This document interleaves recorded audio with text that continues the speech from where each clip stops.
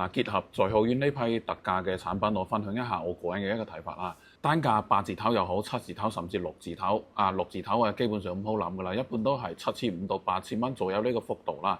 7500到8000蚊左右呢係佢嗰種150方嘅北向嘅三房嘅，超過8000到9000呢其實都係南向噶啦。咁南向呢有兩個，有個168都係三房。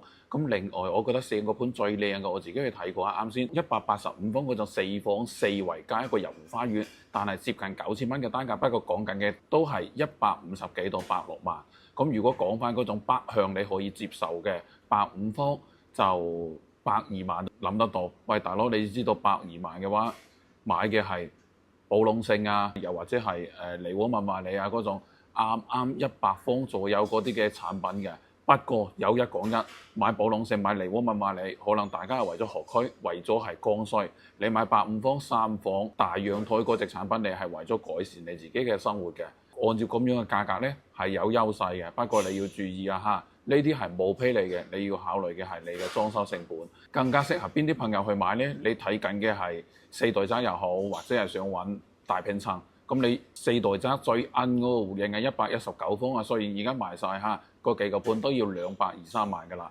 如果你話買博愛路嘅大平層，而家最平嘅係豪豐天頤嘅171方，其實呢個都唔算話大平層，都要210、220萬。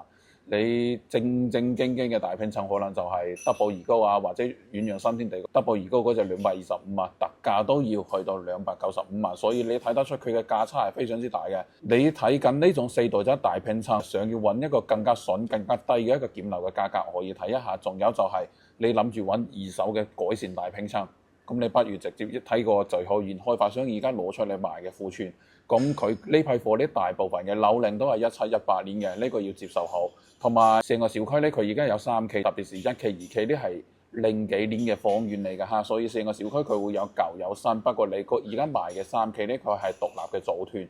咁在浩苑呢，整個小區嚟講呢，有2個特點嘅，我覺得第一就係佢係一個博愛路上少有嘅千畝大盤啦，因為佢係1、2、3期，仲有個4期未開發，加埋別墅區，所以我哋散步啊、跑步啊好多空間嘅，空氣肯定好㗎啦，博愛路。咁第二個呢，就係佢嘅車位係好足嘅。我估計呢個小區超過有3000個車位，反正而家賣緊嘅豐城苑佢係有3層嘅地下車庫嘅。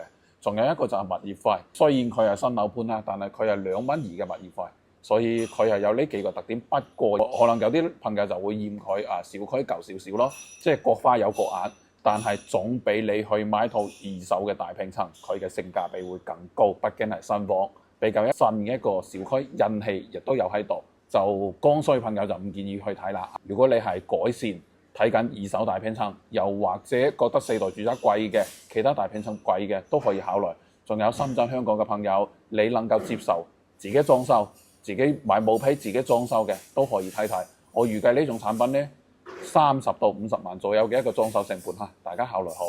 再一次總結一下價格，150方左右嘅嗰種北向三房呢，大概係8000蚊以下，7000幾有得買。6000幾嗰套係2樓嘅，仲有一套168方，有2套188方係南向嘅，最貴嗰套160萬左右。大家如果有興趣揾我詳細交流，簡單同大家復盤總結一下嚇。